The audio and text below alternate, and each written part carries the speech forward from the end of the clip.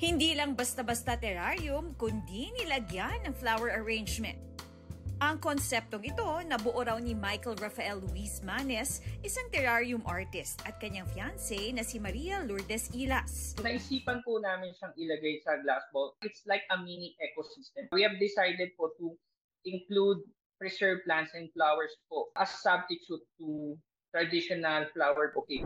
Eternal series ang tawag nila dahil magtatagal daw iyan ng maraming taon. We make sure na mag-last long yung mismong memories. Pwede natin siyang ilagay sa mga office desk natin, sa bedroom natin. Handy siya. And it can also serve as lamp sa gabi. Nagbibigay liwanag na nagtatagal na simbolo rin daw ito ng tunay na pagmamahal. 4 na taon ng single ang 38-year-old na si Pia. Kaya nang makilalang potential date sa isang dating app, ready to mingle daw siya. Sa loob ng 7 buwan, naging more than friends na sila. Yung daily routine talaga ng mag-boyfriend-girlfriend. Tapos pag uwi, mga ngamusta. Tapos kapag free time niya, bago siya umuwi, susundin ako sa work. Then ihatid ako sa house. Pero nang magtanong daw siya kung saan na ba papunta ang kanilang relasyon. Sabi niya, gusto ko mag-workout pero hindi pa siya ready. So nag-isip na ako, ayoko naman na nahahang ako. So inend ko doon.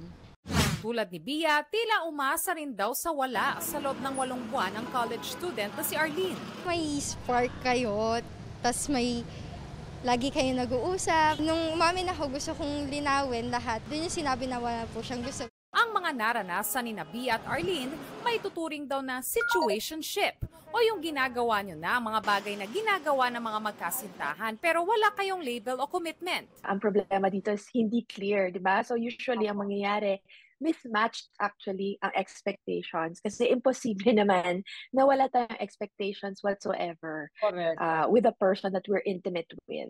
Kaya para hindi mauwi sa hurt feelings, payo ng eksperto, sa umpisa pa lang mag-usap na. The other very important time to talk is before you get intimate. Diba? Before you turn, diba? Before you cross that line. Kasi minsan, akala natin, kaya natin, na fun-fun lang, diba? And then we get intimate, and then ayan na. We cannot separate our feelings anymore. Pwede rin naman daw maging ethical ang isang situationship kung pareho nyo itong gusto. At sa singles na gustong makipag-date, join group activities, events, clubs, as much, classes, join the recreational classes.